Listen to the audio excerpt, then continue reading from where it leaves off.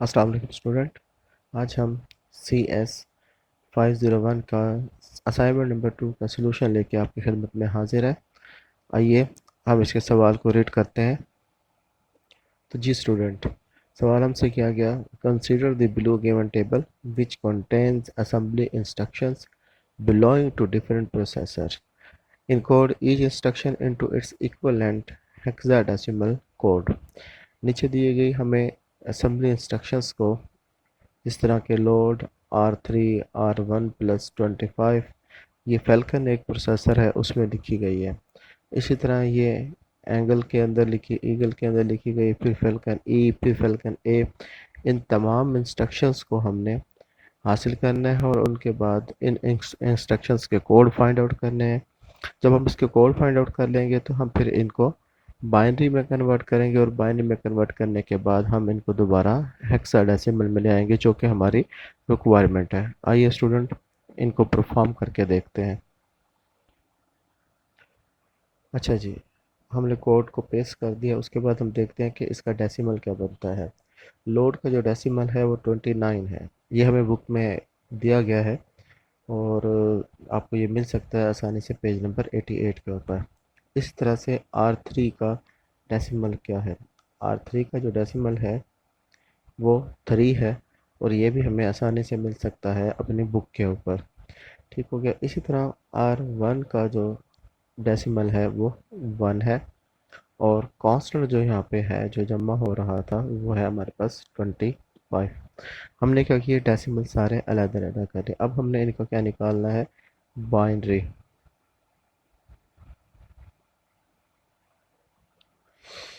तो लोड का सबसे पहले हमें बाइनरी को हासिल करना होगा। बाइनरी हम देखते हैं जनाब कि 29 का बाइनरी डिजिट्स क्या होता है। इसके लिए हम कैलकुलेटर का सहारा ले लेते हैं।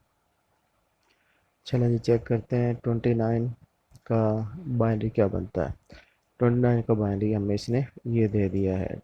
1101 जो है वो 29 का बाइनरी बनता है, उसको हम यहाँ पे लिख देते हैं।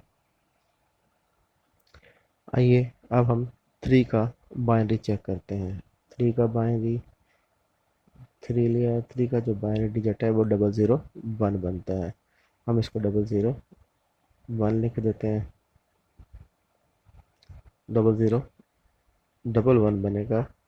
0011 लिख देते हैं। फिर उसके बाद हम देखते हैं कि 1 का क्या बनता है। 1 का जो है वो हमें 01 हासिल होता है। ये चेक कर लेते हैं। हाँ जी, 1 का हमें बन गया 01। तो हम 1 को 01 लिख देते हैं। इसी तरह से अब हम देखते हैं कि हमारा जो सी है उसका बाइनरी कोड क्या बनता है। सी हमारा तो है 25, तो 25 का बाइनरी कोड देखते हैं हम। ये 110001 बन गया। 110001 बन गया हमारा सी का बाइनरी कोड।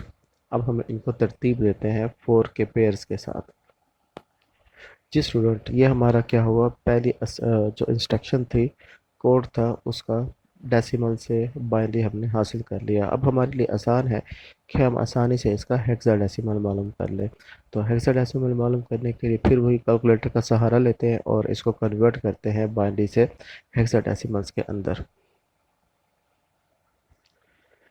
तो जी नाज़रीन, कैलकुलेटर्स पे देखते हैं। हमने 4 के पेयर्स बनाए थे, तो 1110 1011, फिर 0011, फिर 1001 के साथ जो हमें हेक्साडेसिमल आया वो EB39 आया। तो हम यहाँ पे लिख देते हैं हमारा हेक्साडेसिमल बना EB39।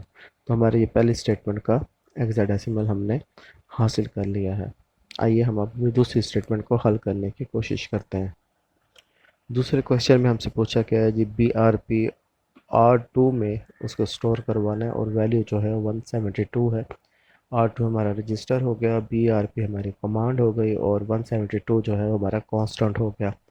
तो हमें R2 का तो मालूम है 2 ही होगा, कांस्टेंट हमें मालूम है 172 ही होगा, वो हमने लिख दिया, यानी R2 ये लिख दिया और इस तरह C172 लिख दिया। हमें हम BRP का कोड चाहिए। BRP का कोड हासिल करने के लिए हम फिर अपनी बुक का सहारा लेंगे और वहाँ पे हमारे पास BRP का कोड है जी हमारा 27।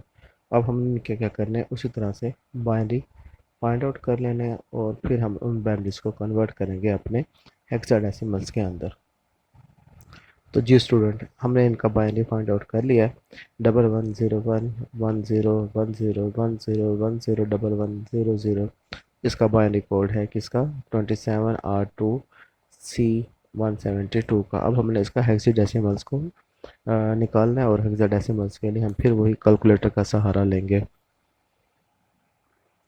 कैलकुलेटर में कोड को इनपुट करते हैं। कोड है हमारा 1101 और फिर 1010, फिर 1010, फिर 1101।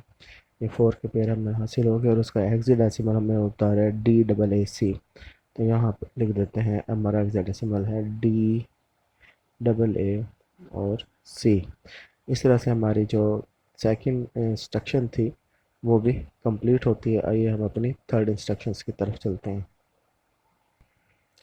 थर्ड इंस्ट्रक्शन में हमें कहा गया है जी इन R5 में स्टोर करवाएं R4 की वैल्यू को, यानी जो कि R4 में 100 है उसको लेके R5 में स्टोर करवा दें। हमने इसका डेसिमल जो है वो हासिल करना है, बाइनरी हासिल करना है और फिर एंड पे हेक्साडेसिमल को निकालना है। जी स्टूडेंट, इन जो है वो 6 के बराबर है, R5 5 के, 4 के बराबर होगा और C जो है हमारा 100 होगा।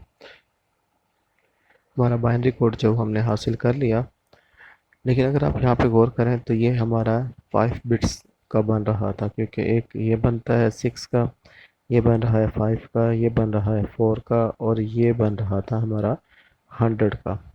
लेकिन हमने 3 एक्स्ट्रा जो है वो ज़ीरो दे के इसको 8 बिट पे ले गए। अब अगर आप इसे काउंट करें, ये 3 4 5 6 7 और ये 8 बन गए। अब इसको इस तरह से क्यों किया, क्योंकि ये 5 बिट का बन रहा था, वो हमने निकालना नहीं था, या तो 4 बिट होना चाहिए था या फिर 8 का होना चाहिए था। तो हमने इसको 8 का करके अब हम इसका हेक्साडेसिमल जो है वो फाइंड आउट कर लेंगे। 11 00 10 10 10 0 0 0 0 फिर 0 फिर 0 फिर 0 फिर 0 0 0 0 0 11 00 01 00। तो हमारा जो इसका कोड बनता है वो बनता है CA8000C4। ये हमारा कोड आ गया CA8000C4। आइए हम अपनी नेक्स्ट जो इंस्ट्रक्शन है यानी उसको परफॉर्म करते हैं। हमने इंस्ट्रक्शन को लिख लिया। JNZ का जो कोड था वो 18 था, R6 6 के बराबर है और कांस्टेंट था हमारे पास 10, तो उसको हमने 10 लिख दिया। अब हम इसका बाइनरी कोड हासिल करते हैं। तो जी स्टूडेंट, इसका बाइनरी कोड भी हमने हासिल कर लिया 10010110। अब हम इसका हेक्साडेसिमल कोड निकालने की कोशिश करते हैं। बाइनरी कोड को कैलकुलेटर में फीड करते हैं 1001 0110, फिर टेट्रा ज़ीरो, क्योंकि 4 कोड पूरे करने थे, ये 3 बन रहे थे तो हम इसे टेट्रा ज़ीरो पे ले गए। फिर 1010 हो गया और हमारा जो इसका डेसिमल कोड बन रहा है वो है 960A। तो यहाँ पे हम लिख देते हैं 960A। तो ये भी हमारा इस तरह से कम। तो जी स्टूडेंट, एट R3 हमारा रजिस्टर है, उसका कोड हमें मालूम है कि वो 3 है। यहाँ पे हम इसको R3 कर देते हैं, ये कांस्टेंट नहीं है। और जो हमारा ऐड है वो 5 बिट का है। 5 बिट से हमारा ये होगा कि पेंट्रा ज़ीरो का है ये पेंट्रा ज़ीरो। लेकिन हमने यहाँ कोड तो बनाने थे 4 के, तो हम इसे 4 ग्रुप में डिवाइड कर देते हैं। और अब हम इसका हेक्साडेसिमल देखते हैं कि हेक्साडेसिमल हमारा क्या आता है। तो जी स्टूडेंट, क्योंकि बाकी के जो ज़ीरो है वो तो काउंट नहीं होंगे, तो हमारा जो हेक्साडेसिमल आता है वो 11 का 11 का, यानी कि 3 हासिल हो रहा है। तो यहाँ पे हम 3 पुट कर देते हैं।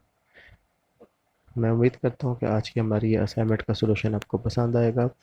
हमारे चैनल को ज़रूर सब्सक्राइब कीजिए, लाइक कीजिए और बेल आइकन को लाजमी प्रेस कीजिए ताकि आपको हर हर दफ़ा आने वाले नए नोटिफिकेशन जो हैं या हमारी असाइनमेंट्स जो हैं वो भी हासिल होती रहें।